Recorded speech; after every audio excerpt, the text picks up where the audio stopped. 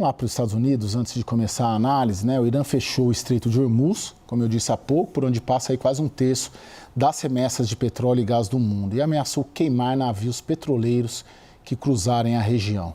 Do lado dos americanos, os oficiais preveem um grande aumento de ataques nas próximas 24 horas, enquanto o governo afirma ter conversado com o Congresso sobre o conflito. Direto de Washington, a nossa repórter Mariana Jangiacomo traz os detalhes. Boa noite, Mariana.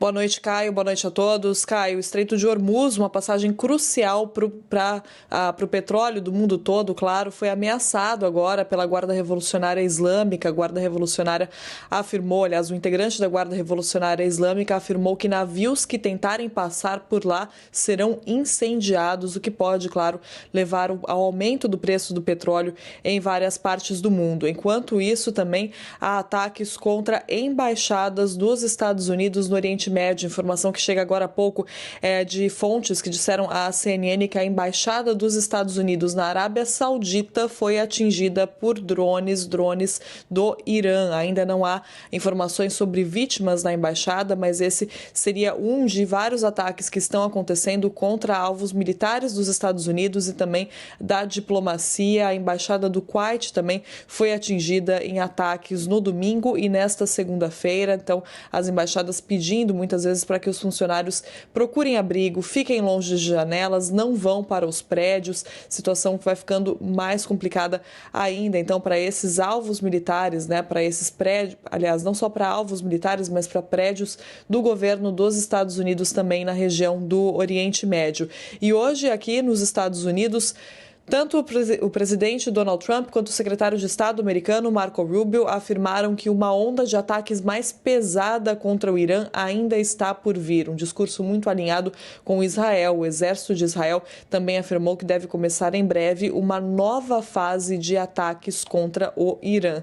Uma alta fonte do governo americano disse à CNN que essa nova fase de ataques, que deve começar dentro de 24 horas, terá como foco o programa de mísseis balísticos do Irã, terá como foco destruir a produção de mísseis do Irã. Segundo essa fonte, os Estados Unidos consideram que já diminuíram consideravelmente as defesas iranianas e agora focam então no ataque, focam nesse programa de defesa de mísseis. Hoje também autoridades da Casa Branca falaram a líderes do Congresso para defender a legalidade das operações no momento em que a oposição se movimenta para questionar essa legalidade, aliás, questiona essa legalidade e se movimenta para aprovar um projeto que proíbe o uso de força militar no Irã sem autorização do Congresso, algo que não deve passar, já que os republicanos, que têm a maioria, estão sim com Donald Trump nessas operações, nesse novo conflito. Caio.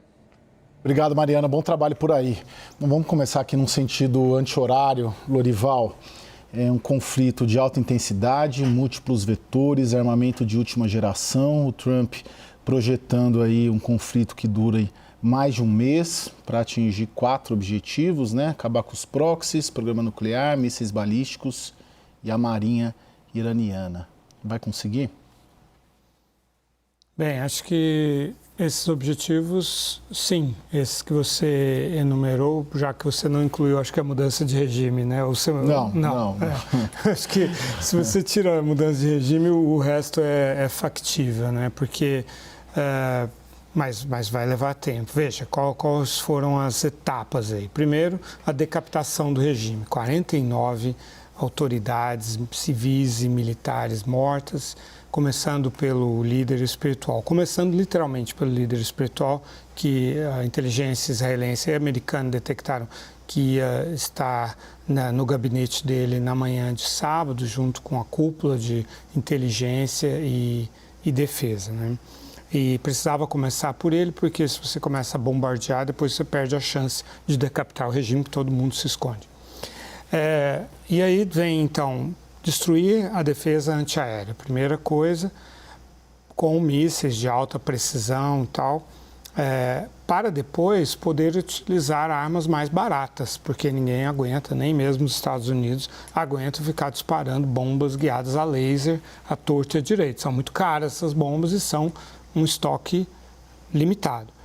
Então, quando você destrói a defesa antiaérea, você pode, então, obter a dominância aérea, né? Não só a superioridade, mas a dominância aérea, para poder voar impunemente nos céus do Irã e trazer os bombardeiros B-2, por exemplo, com bombas de 1.000 quilos, né?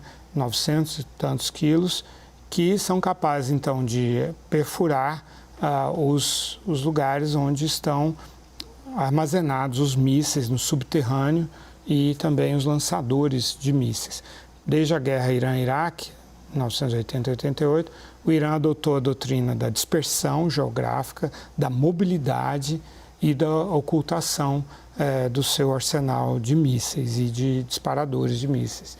Então, agora, são armas tipo Tomahawk, armas mais baratas, mais antigas, que podem, então, ir fazer essa limpeza de algo que é muito extenso, que é tanto o programa, tanto o arsenal atual, quanto o complexo industrial militar.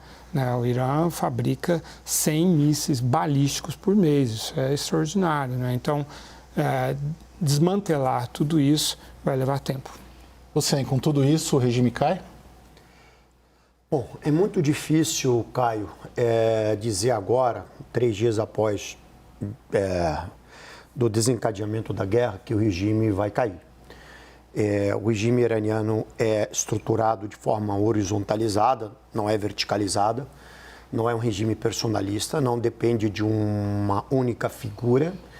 A eliminação do Khamenei, do Ali Khamenei, líder político e espiritual do regime, não altera, digamos, a força e a estrutura do regime, não mina a capacidade do regime de resistir ou de retaliar, tá? O regime ele é conformado e composto por diversas correntes, por múltiplas forças políticas que inclusive são antagônicas entre si. Você tem lá os teocratas, você tem os reformistas, você tem os moderados, você tem a Guarda Revolucionária. A Guarda Revolucionária é o braço, digamos, a corrente mais forte, mais estruturada e que está presente em diversas instituições do Estado iraniano.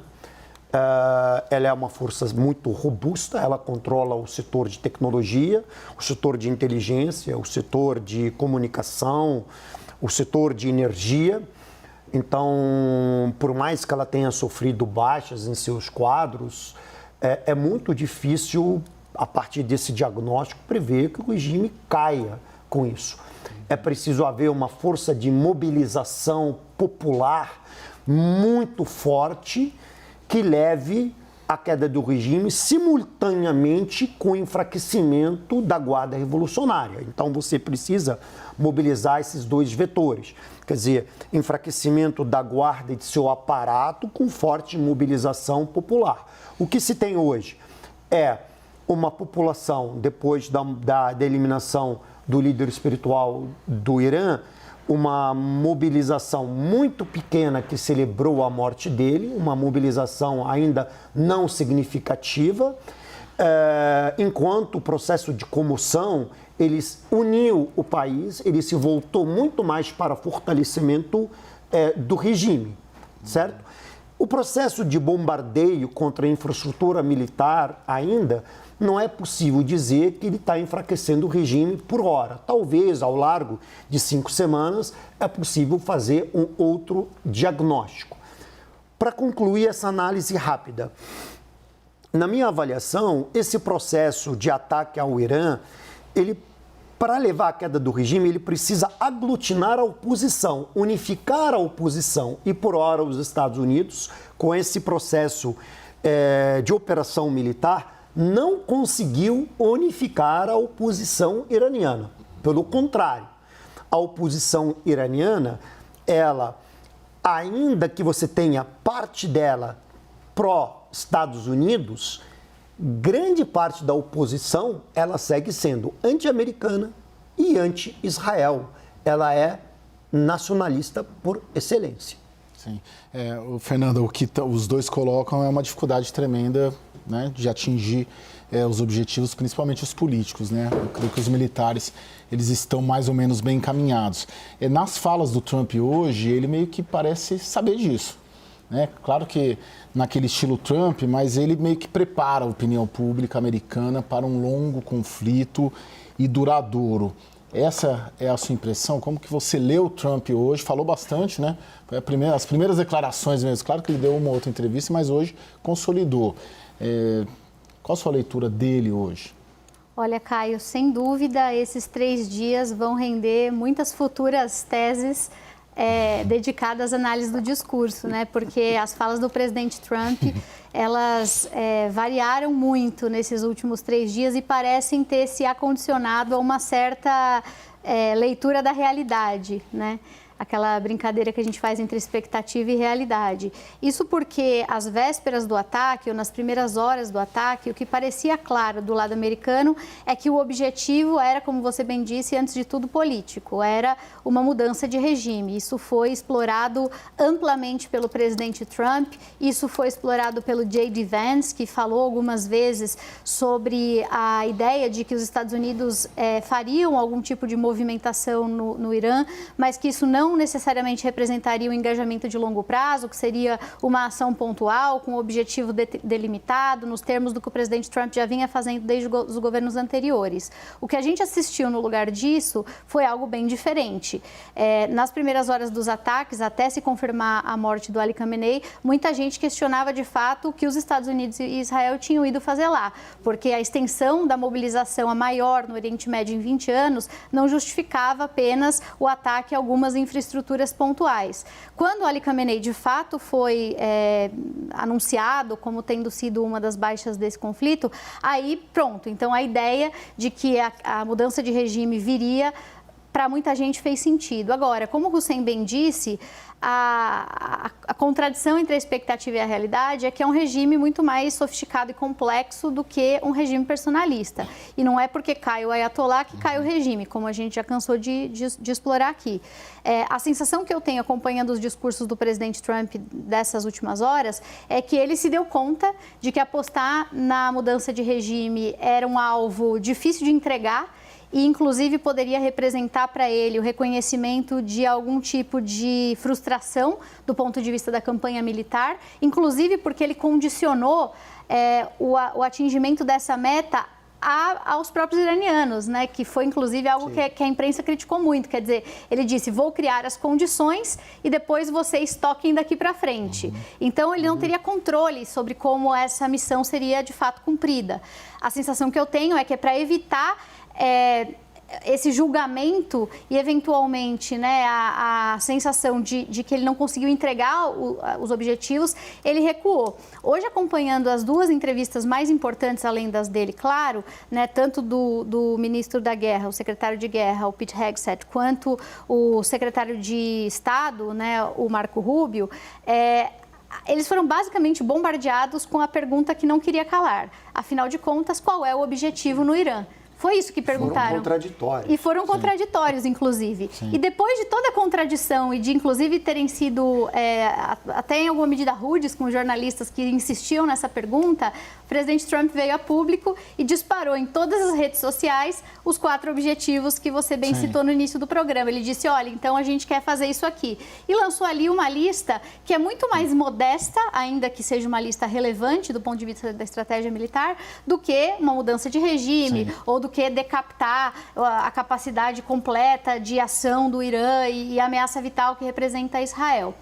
Embalando isso para concluir a ópera, o sentimento dessa análise do discurso é que o presidente Trump se enfronhou num conflito que ele se deu conta que é mais complexo do que talvez havia imaginado, de que vai ter duração mais longa do que havia projetado, de que vai precisar lançar mão de mais gente, de mais recursos do que inicialmente desejaria e que os custos políticos virão, seja porque a opinião pública já reagiu rapidamente nas primeiras horas, sinalizando que não está satisfeita com essa abordagem. Hoje a gente tem pesquisas que mostram que algo em torno de 70% a 75% do eleitor médio americano, do cidadão médio americano, não aprova essa iniciativa. Ele está sofrendo revés e pressão no Congresso. Aliás, o Marco Rubio hoje foi amplamente detonado pela imprensa nos Estados Unidos com a questão, né, vocês tiveram autorização do Congresso para fazer essa incursão, e ele insistiu sempre numa resposta curta, quase ensaiada, dizendo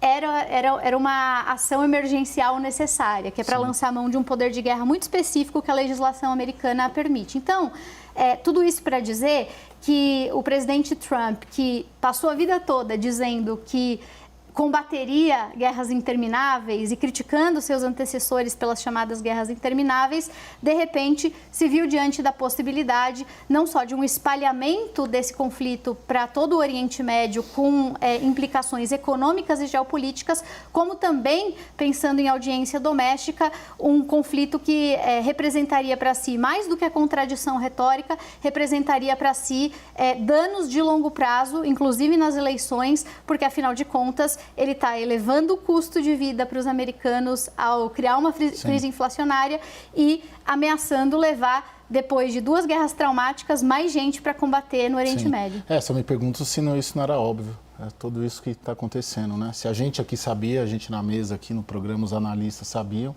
como que a Casa Branca não sabia?